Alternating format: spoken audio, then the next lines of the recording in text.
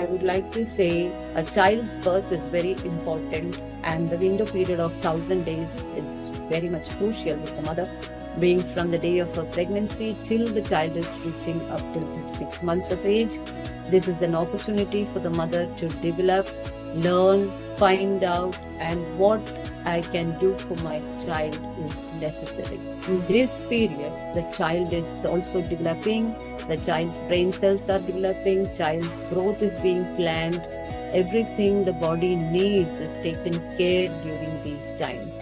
So these are having long-term health implications, and these times can create more than 1,000 neural networks in the child's brain, and therefore the connections of a 3-year-old brain forms the foundation of their future, and they are twice busy as an adult's brain. Achieving both physical and mental well-being for a lifetime is essential.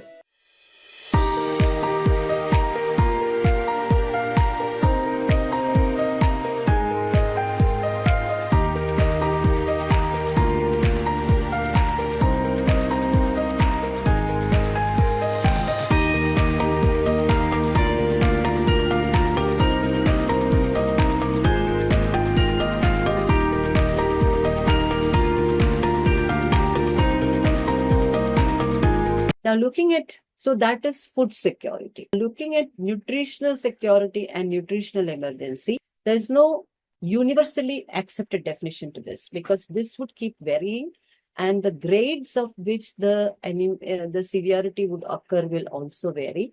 Depends on the level of malnutrition and undernutrition which is existing in the place, and population growth and population decree also matters here. So we have an integrated food security phase classification by FSA and FAO, and they have a good framework to classify these. WHO has something called as WHO tree. As I said earlier, they will look into the crude mortality rates, they look into acute malnutrition, chronic malnutrition, and severity of the malnutrition coming in, and whether it is going to strike famine, and then they take certain actions based on that, because these are all mapped and made into quantifiable figures, so that we really can look into per head issues to cover. So we have a set of descriptive indicators to monitor them, to assess them, and then to come to some of those levels. So based on that, we do ask for food aids and the importance of these food aids to have crucial protection with nutritional status to vulnerable groups, especially individuals who are suffering from acute malnutrition are prone to death and illness, and therefore we pick the sick people first, and they are definitely malnourished, and emergency practices are taken care. Risk of malnutrition seen through morbidity as well as mortality. Who are the most vulnerable? Definitely children under the age of 5, and they are definitely linked to acute malnutrition. Infants under 6 months or less, immediate danger. Infants over the age of 6 months to 36 months are also covered, along with lactating mothers and pregnant mothers. So these vulnerable populations are your social determinants, and their health definitely talks how are we doing. Looking at emergency response in a global context, we need to have health system strengthening process, which we are currently on to. A lot of money is invested, and the government is addressing the systems, developing and digitizing the process also. And an absolute necessity for this is when you want to treat severe acute malnutrition.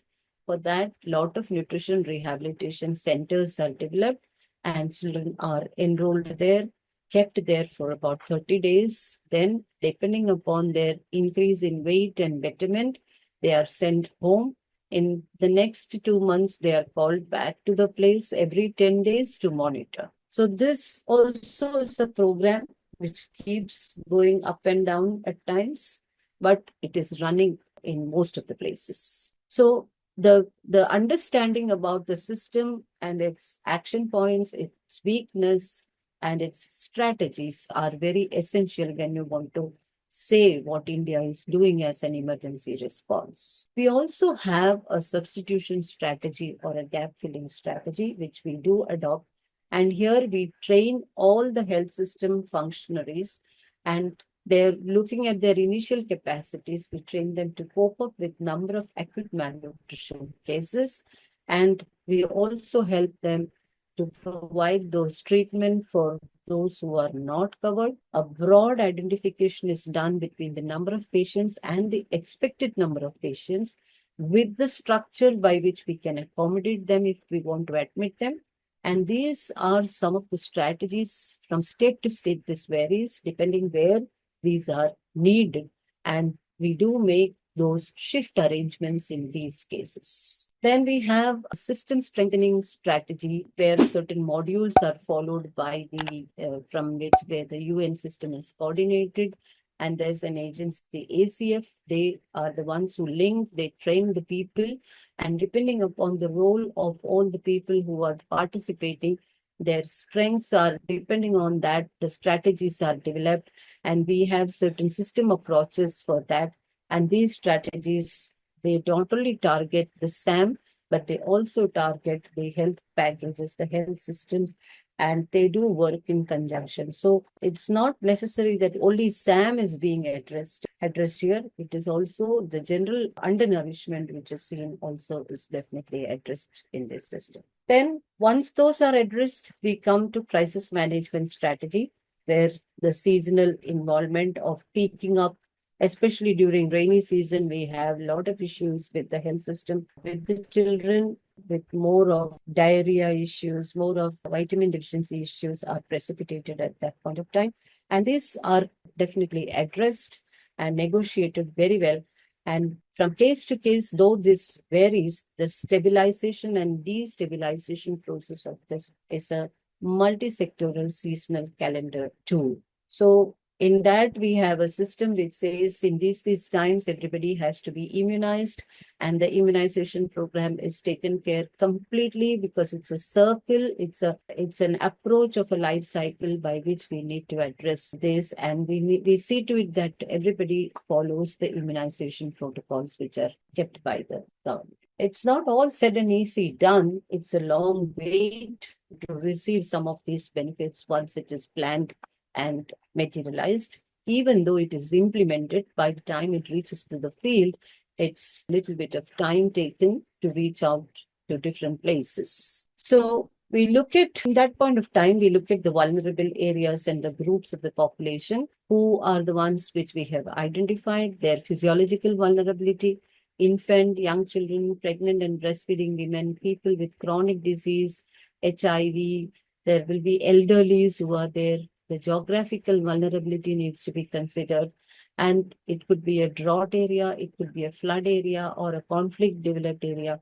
There would be also political vulnerabilities coming in, oppressed populations, and the status of refugees or internally displaced people, externally displaced people, etc., can come into the population addressing at that point of time. So it's not just our own population, it could be also people who are migrating from adjacent states, or even border countries can also join these areas when such emergencies are striking. As I said earlier, we have various indicators by which we collect the rates, the GAM-SAM rates, the mortality rates, the incidences of measles, malaria, diarrhea, acute respiratory infections, measles vaccination coverage, infant young child feeding practices, exclusive breastfeeding rate, where we want all children below 6 months to be exclusively breastfed.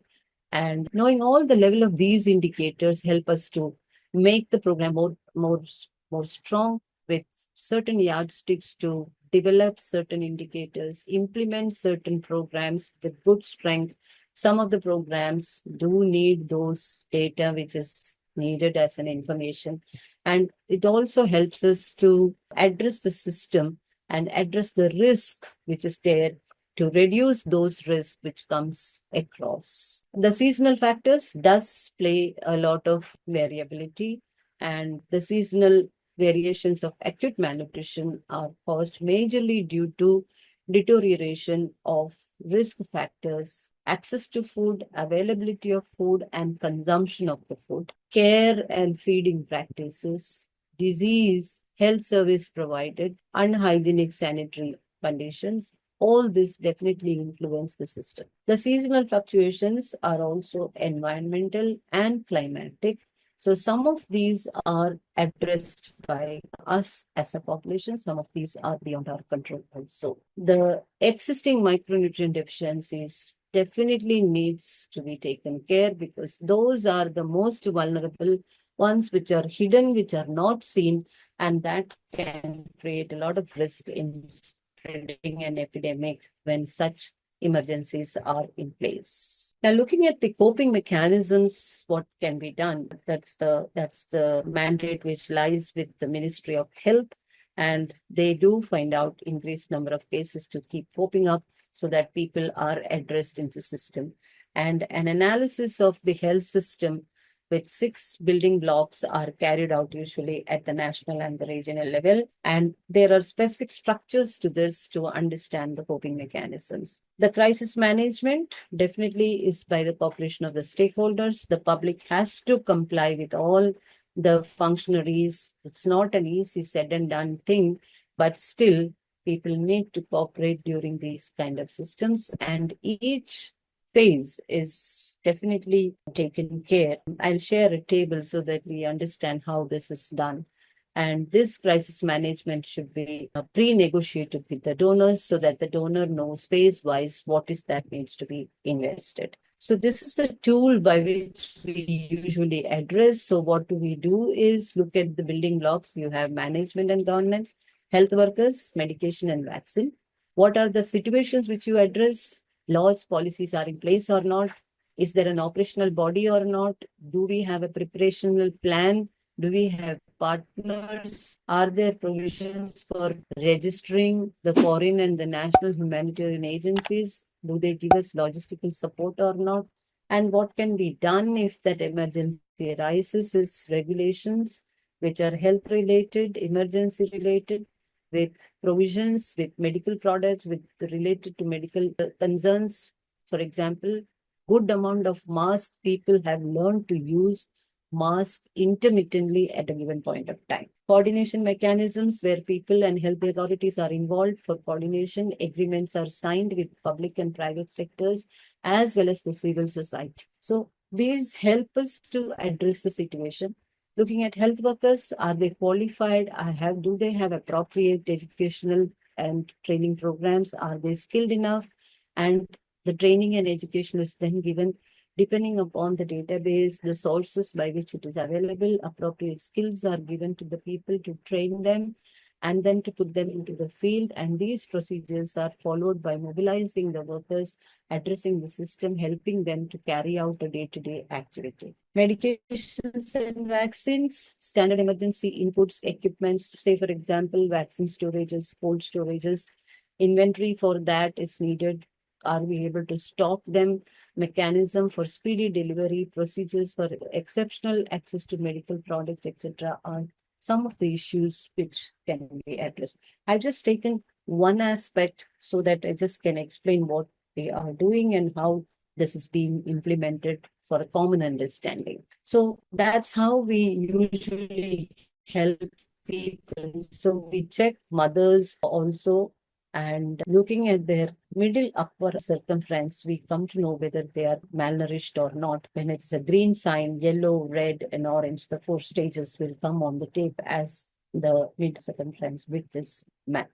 So the situations which we face through are increasingly complex. They are protracted. They are driven by sometimes conflict, climate, epidemics, disasters, crisis, leaving millions of children and women malnourished, and they are at stake for their survival, growth, and development. Wasting is the major form of acute malnutrition which we see during these situations, and at the same time, stunting and micronutrient deficiencies are widespread with devastating impact on the child's physical as well as mental growth, affecting their cognitive development even after the crisis is passed by. So as I said earlier, a lot of agencies keep working through them. And these agencies are the ones the government would make a partnership, and they are the ones who provide a lot of inputs, training, resources, donor in form of material, in form of currency, in form of medical products, in form of toolkits, the non-food items like providing blankets, providing vessels, utensils, depending upon the kind of need arised, these agencies do collaborate and take things to a better level. So we have learned that we need to protect, promote optimal infant young child feeding practices, and that has a multi collaboration with actions included with health, child protection, social protection, agriculture, disability, adolescent services, shelters, logistics, food security. It's not just one thing, it's multiple array of things which we need to take care of. And if you want to minimize the risk of artificial feeding in these times, the use of breast milk substitutes needs to be checked.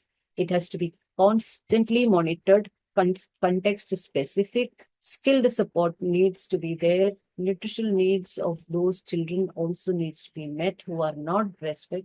Donations, artificial feeding management, breast milk supplies, breast milk specification, procurement of these, distribution of these, etc., needs to be completely planned so that we address the children who are most vulnerable, and they need to be inclusive approach barring all caste and creed across the country. Now, looking at beyond that, children with more than 6 months and the livelihood of the people, how do we address them?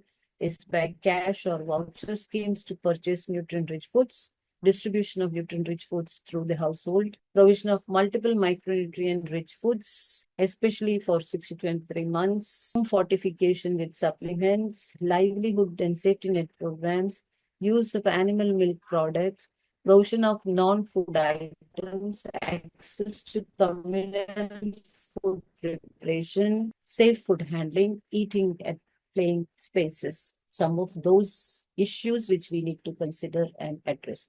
We do have these system in place, but they do go up and down at many times. So to conclude, I would like to say a child's birth is very important, and the window period of 1,000 days is very much crucial with the mother being from the day of her pregnancy till the child is reaching up till 36 months of age.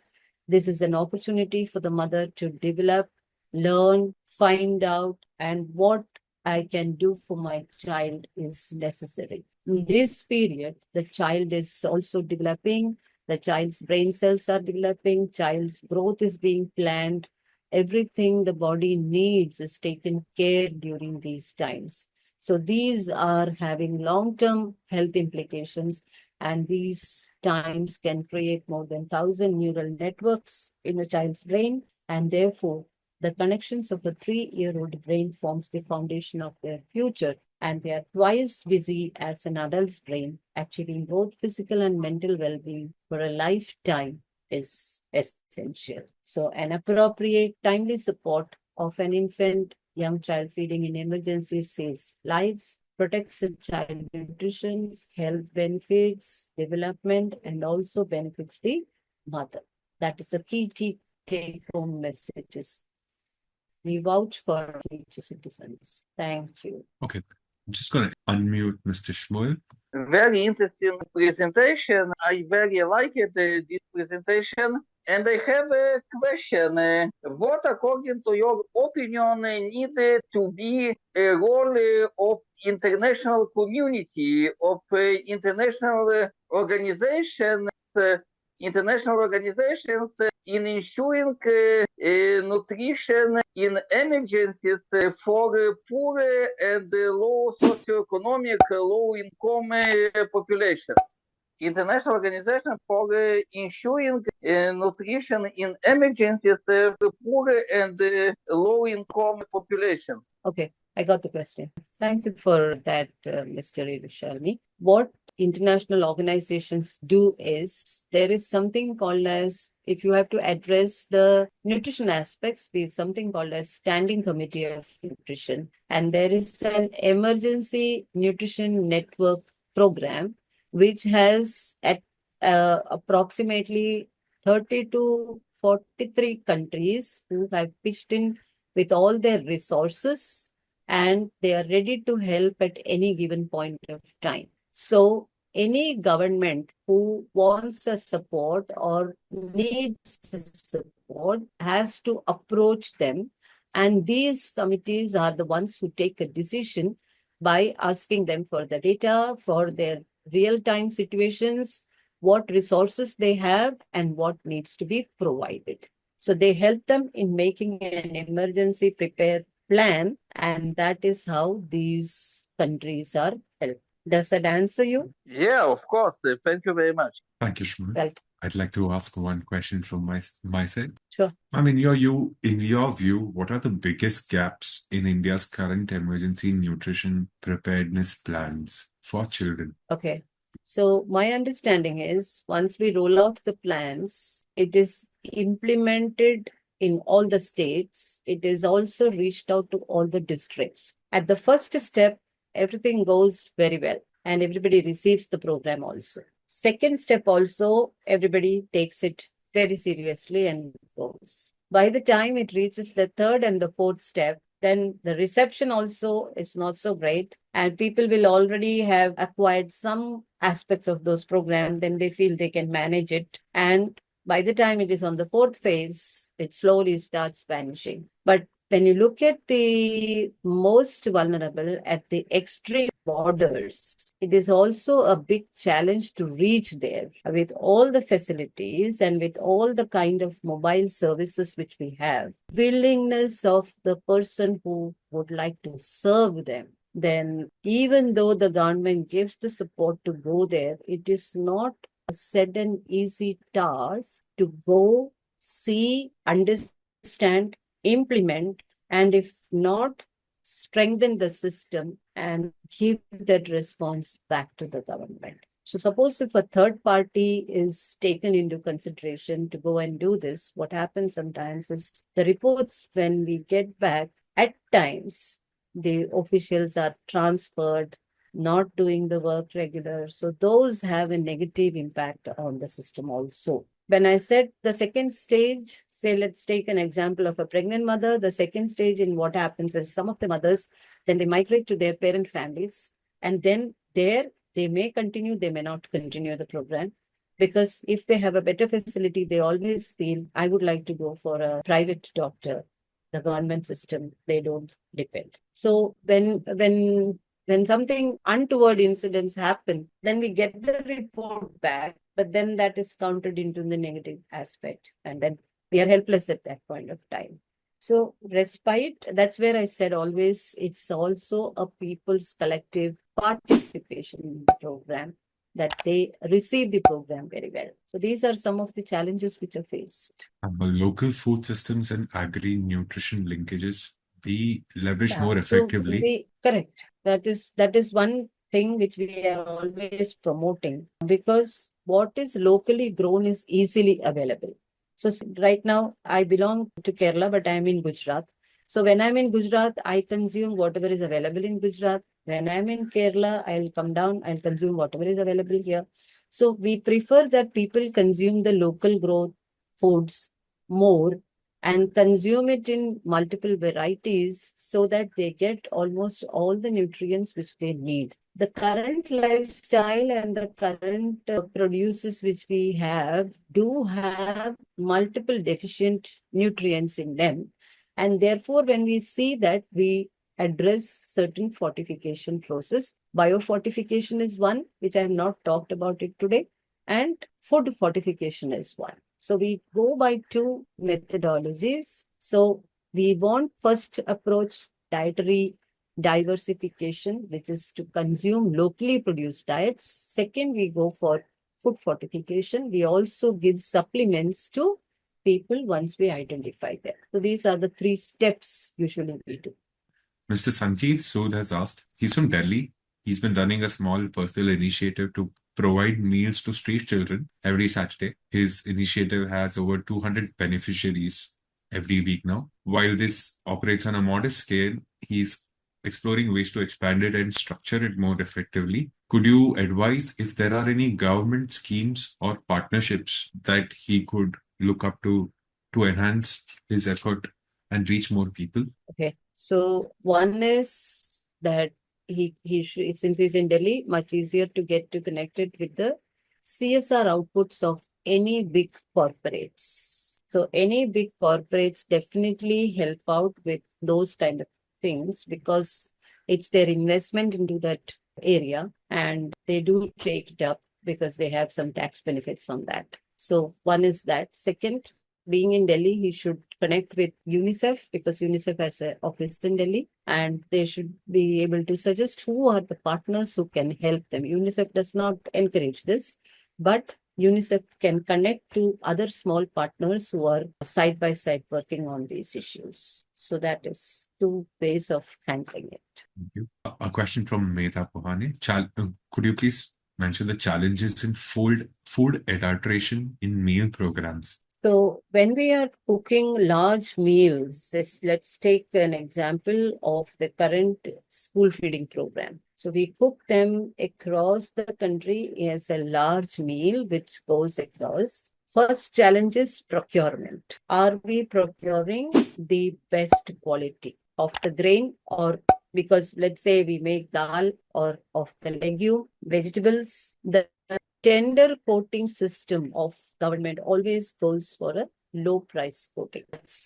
That's a mandate because this is a mass program. So suppose if I have quoted for a low tender, I want to make also some profit. I may compromise on the quality. So the first check is over there. The job of FSSAI and the health inspectors who are trained on this will go there, check sometimes the meals which are provided, the procurement which is provided, where is it being done? The vendors are on a dashboard. What was the purchase? How much was the intent? All these are on a different check note. And there are surprise checks. There are critical monitoring inputs which are also there. So there are multiple things to ensure food security. When I say food security, quality. Second, food safety, that we are procuring good, fresh foods because we are feeding the children and children are most vulnerable. They'll fall very fast. They'll fall ill if we feed them something which is not of good quality. That's the second thing. Third is we are now on the provision of reaching out with the hot cooked meals. So that's completely under the program which has been outsourced to the midday meal program of Government of India. Under that it is done and it's called now as the PM Poshan, and taking care of that is the mandate of every district. So it is now decentralized and it's the district authorities are supposed to look into all the food safety aspects which are being considered. Thank Does you. that answer? Yes, absolutely. Thank you, Medha. Thank you. A question from Ms. Sarita Patnaik. Easy way to overcome B12 issues among children? Is there any specific program running for this particular issue? Not at No. the moment, right? Not at the moment. For the best, I would say is India being a non-vegetarian consuming population, the B12 deficiencies are very high. So meat is one good product where you get good B12. If I say this to the public, it will be a big no-no. The government also has set very good big restrictions on this. The vegetarian product which is rich in B12 is rajma and good amount of tofu. Tofu, is it? Tofu. Bean Oh, curd. okay. Okay. So that's one. Traditional practice is to have red rice or brown rice soaked in earthen pot, put water, consume it next day morning with curds. Enhances the B12 absorption. Okay, that's a traditional modality. If you look into old traditions, people used to do this. Despite people consuming non-vegetarian, people still have B12 deficiencies. The only aspect is to take B12 injections and B12 supplements. The fourth is to address this issue, government has taken a mandate their rice which is being fortified or wheat which is being fortified will have B12 and folate in a specific ratio, much lower levels. We don't want to cause toxicity, and therefore they are embedded in the system. So these are the four aspects to B12. Thank you so much. Well, I have one question from myself. Given the high rates of stunting and wasting highlighted in NFHS 5, what immediate policy shifts would you recommend at a national level? I have recommended this, but I don't know whether that happens or not, because we need to give good quality protein rich foods to children when they are on their growth spurt. So say for example, a child is dependent on homemade foods and mother's milk, say up till 3 at least. From that age, you should start giving them good quality proteins, and systematic feeding at home has to be ensured. Whenever the child is hungry, the mother has to put aside everything and take care of the child, which does not happen so often nowadays. Second, in the school also, we are giving a midday meal which is expected as a additional meal to the kid. So because there is a meal available, a lot of mothers don't feed the children at home because the child is going to get a meal at home. At the school. At the school, child may like the taste, may not like the taste, may eat, may not eat, want to run for playing. So it's all said and done. The child would come because it's compulsory with the class teacher. They'll come with the plates, sit in the dining room, sit and eat little bit at least. But what we expected is the child to have a breakfast, then come for a meal, then go home, have some meal at home, and then in the night the food. So at least 4 meals has to be ensured for children on their growth time. That will be the biggest catch.